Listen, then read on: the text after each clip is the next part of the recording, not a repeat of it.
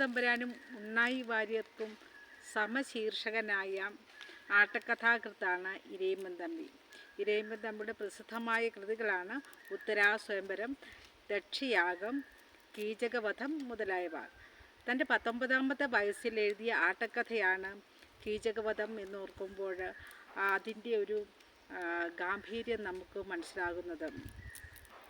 വളരെ ശ്രദ്ധേയമായ ഒരു ആട്ടക്കഥയാണ് നമുക്ക് പഠിക്കാനുള്ള കീചകവധം ആട്ടക്കഥ.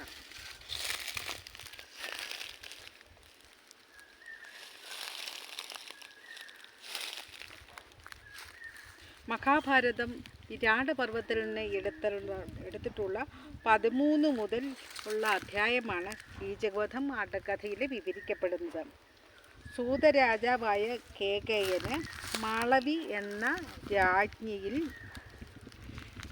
കീചകനും കീചകൻ്റെ അനുചരന്മാരുമായി ഉപകീചകന്മാർ എന്നറിയപ്പെടുന്ന 105 പേരും സുദേക്ഷണ എന്ന പുത്രിയും ജനിച്ചു.